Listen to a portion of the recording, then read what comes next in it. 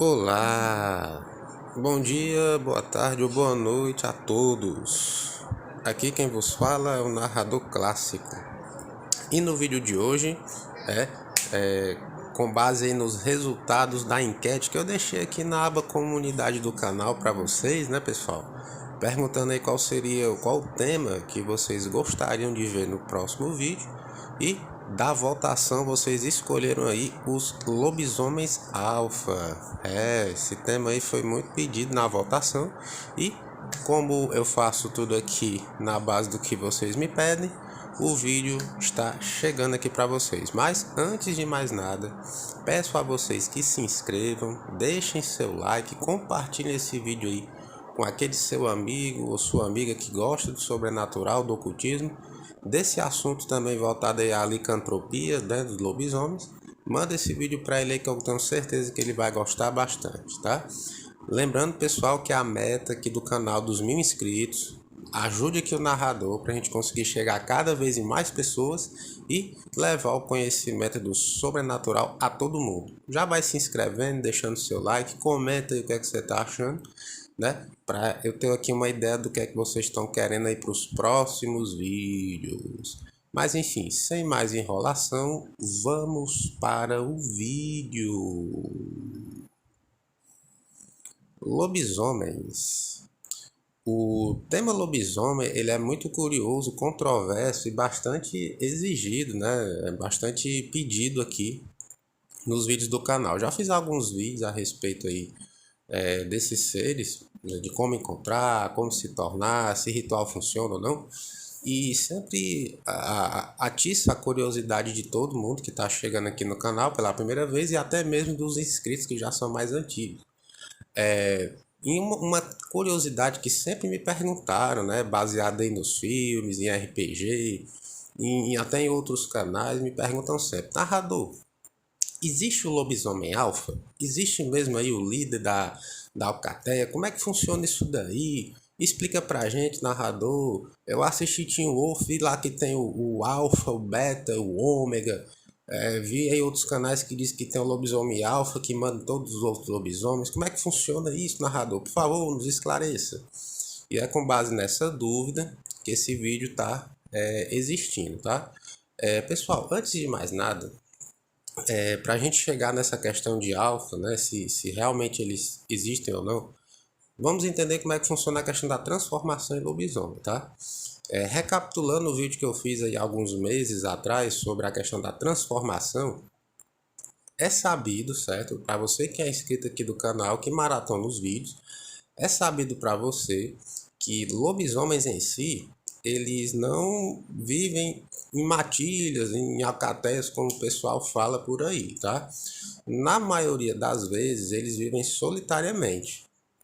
Em alguns casos, alguns lobisomens vivem em duplas e pouquíssimas vezes você vê esses seres, quando são avistados, obviamente, você vê em bandos, é raríssimo. É quase assim um evento. É quase como você vê um arco-íris no céu. É raro você ver. Não é todo dia que você presencia esse tipo de coisa. E por que, narrador? Por que isso acontece? Vamos lá.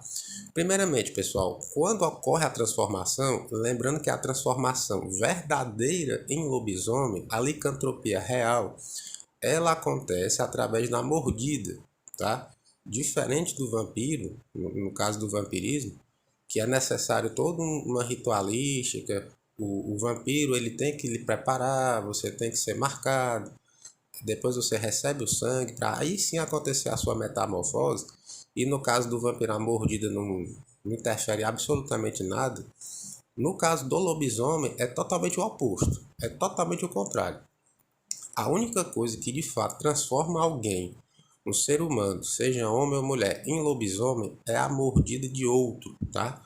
Não é arranhão, não é ritual, não é oração, não é nada disso, tá? É apenas a mordida. E por que, narrador? Porque através da mordida, lembrando que esses seres, eles têm uma mordida muito infecciosa, isso significa o quê? Quando você é atacado e você é mordido, essas bactérias, elas entram dentro do seu sistema, ou seja, elas penetram no seu corpo através dessa ferida. E é a partir daí que começa a sua transformação. Primeiramente, essas bactérias atacam o cérebro do hospedeiro, tá? No caso da vítima que foi atacada por esse lobisomem, e ela começa um processo de animalização. Como assim, narrador? Primeiramente, a vítima ela começa a demonstrar uma agressividade anormal, tá? Além do que é esperado por um ser humano comum no dia a dia, o estresse comum. Ela começa a ver coisas, lembrando que esses seres também têm uma ligação com o espiritual muito grande, então a pessoa pode sim começar a ver vultos, ela pode ter alucinações, vislumbres do plano espiritual em muitos casos, porque os lobisomens têm uma conexão muito forte com a natureza, então isso é bem comum. Essa pessoa começa a manifestar uma certa aptidão pela noite, ela começa a querer ficar mais isolada, ela tem modificações corporais como o embranquecimento da pele, os olhos ficam mais fundos e profundos, um pouco mais sombrios. Essa pessoa começa a manifestação de pelos, muitos pelos pelo corpo, né? Isso começa a acontecer de uma forma muito rápida e muito anormal, é quase que de uma forma sobrenatural mesmo. Cabelos, sobrancelhas engrossam, unhas, nem preciso falar, começam a crescer absurdamente, ficam pontiagudas e muito resistentes. Ocorre também um espaçamento dos órgãos internos, tá? Como assim, narrador? Os órgãos internos eles dobram de tamanho. Por que isso acontece? Lembro a vocês, nobres ouvintes aqui do canal, que o lobisomem ele é uma criatura muito alta, tá? Muito alta e muito forte. Vamos pegar um seguinte exemplo. Um homem de 1,60 m, que é considerado baixo aqui para os padrões não só brasileiros quanto europeus. Geralmente após a transformação, esses seres passam de 2 metros de altura, 2,5 m, 2,10 m, em alguns casos chegando até 2,20 m de altura, tá? Então, os seus órgãos internos eles precisam se modificar para suportar o metabolismo extremamente acelerado que esses seres têm. Por isso que eles se alimentam de uma forma muito grande. Abatem bois, vacas, porcos, pessoas principalmente. Lembrando que o ser humano ele não é a primeira opção de alimentação de um lobisomem, tá? É diferente do vampiro, que necessita do sangue humano, ou no máximo sangue de animais para sobreviver. No caso do lobisomem, não. Eles não têm essa necessidade em específico. Eles podem se alimentar de outras coisas. Mas, geralmente, dentro dos confrontos e dos encontros que acontecem, pode sim acontecer do ser humano fazer parte aí do cardápio desses seres. Lembrando que na cadeia alimentar, o ser humano está lá embaixo, tá? Então, eles podem sim se alimentar de pessoas. E como eles necessitam de uma quantidade de comida muito grande devido a esse metabolismo acelerado, os seus órgãos eles dobram de tamanho, o seu coração principalmente, os seus rins, o seu fígado, o seu pâncreas, tudo. E no caso, como essa bactéria que é a responsável por transformar, como se fosse uma espécie de parasita mesmo, de causar essa transformação no indivíduo, ele perde a sanidade. O que significa, narrador? Lembra que eu falei do processo de que a bactéria primeiro ataca o cérebro, fazendo com que a pessoa passe por esse processo de animalização? Exatamente daí que funciona. A pessoa começa a perder a memória, ela começa a esquecer certas lembranças, ela começa a esquecer quem ela é realmente e deixa de lembrar das pessoas que ela conhece. Ou seja, vamos imaginar que você foi mordido. Se você tivesse sido mordido hoje, mais ou menos aí dentro de uns 5 dias, no máximo uma semana, você vai passar por essa modificação totalmente. Lembrando que a transformação em lobisomem ela é mais lenta, tá? Ela demora um pouco mais para se totalizar. Por isso é muito comum você ver na internet algumas fotos, vídeos de pessoas que foram atacadas, foram mordidas por esses seres e que começam a mudar, mudam a mão, depois mudam as pernas, aí vai mudando o rosto, porque é um processo mais lento. É o tempo em que o parasita começa a tomar conta do hospedeiro, causando a mutação totalmente, essa transformação, tá? E no caso, o lobisomem ele perde realmente a memória, ele deixa de se lembrar das pessoas, não só das que ele conhece, mas de todas como um todo, e ele se torna de fato um animal. Quando eu falo se torna um animal, não é ofensivo, pessoal. Não estou ofendendo o lobisomem, não. É o que acontece, ele se torna um animal. E por assim ser, como qualquer animal irracional, ele não sabe o que está fazendo. Ele age por instinto. Então, se um lobisomem vê, por exemplo, a sua mãe, seu pai, seu irmão, até mesmo sua esposa, seu marido, no caso das peeiras, que são a versão feminina, ele vai atacar, ele não vai saber quem você é. Então essa coisa que você vê em filmes, até mesmo naquele filme que é muito bom, O Lobisomem de 2010, até recomendei para você assistir. Tem uma cena lá que no final o Talbot, lá, o Lawrence Talbot, ele vê a mulher do seu irmão que morreu e ele para de atacar porque ele lembra dela por alguns segundos. Né? Ela tá com a arma apontada para ele, e não atira porque ele se lembra dela. Isso não existe, tá? Numa situação real ali, ele teria simplesmente matado ela e fugido. Não tem esse lapso de memória. A primeira parte do corpo que é atacada é o cérebro. Então isso não acontece de forma alguma, tá bom? Outra coisa que acontece, o ciclo de reprodução desses seres é interrompido. Nossa, narrador, então quer dizer que lobisomem não tem filho? Não. A única maneira de reproduzir a espécie é através da mordida. Por isso que geralmente o alfa, a gente vai estar chegando no ponto central do vídeo aqui. O alfa verdadeiro é aquele que morde, né, que transforma os outros lobisomens. Geralmente, né, quando você vê duplas, trios, até mais de 4, 5 lobisomens juntos, geralmente dentre aqueles lobisomens tem o alfa real que transformou aqueles outros. Mas ele não faz isso porque ele quer espalhar o seu gene, né? A sua maldição, não. Ele faz isso por instinto. Quando ele vai atacar, ele vai morder, vai arranhar, vai tentar dilacerar a sua vítima para se alimentar. E, dentre alguns casos, raros casos, as pessoas que sobrevivem a esse ataque se transformam.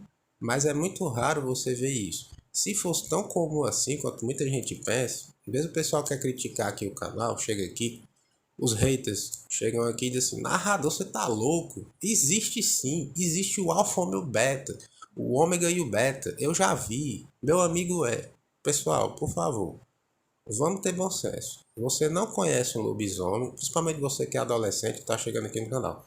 Você nunca viu na vida, você não lutou com ele e você não presenciou nenhuma dessas espécies porque elas não existem.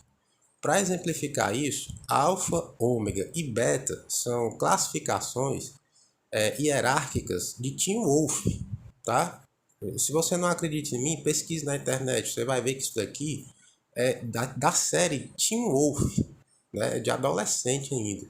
Então essas classificações, alfa, ômega, beta, dentre outras por aí, é tirado de filmes, de RPGs, principalmente do RPG Lobisomem ou Apocalipse, e de filmes. Então, assim, isso não é real, pessoal. Isso não é baseado na realidade. O que eu estou passando aqui, não. Já é o que acontece no mundo real sobrenatural. Outro ponto interessante, que eu até já mencionei nos vídeos a respeito desses seres, é que lobisomens reais não voltam à forma humana. Tá? Isso também não acontece. Uma vez que o processo de transformação é iniciado, aquela pessoa ela passa a ser um lobisomem para sempre. Ela não volta ao seu estado normal. Aí você está me perguntando aqui, narrador, mas no seu outro vídeo você falou que geralmente esses lobisomens eles vivem isolados, essas pessoas se isolam. Isso, por que elas se isolam? Porque elas já sabem do processo que está acontecendo, da transformação que está acontecendo. Elas não voltam a ser quem elas eram antes, entendeu? Então muita gente, às vezes, principalmente no interior, no Brasil, até afora, vem histórias de pessoas que desapareceram, que até foram atacadas e desapareceram, se isolaram, porque elas sabem que elas vão se transformar. E elas não voltam ao convívio natural.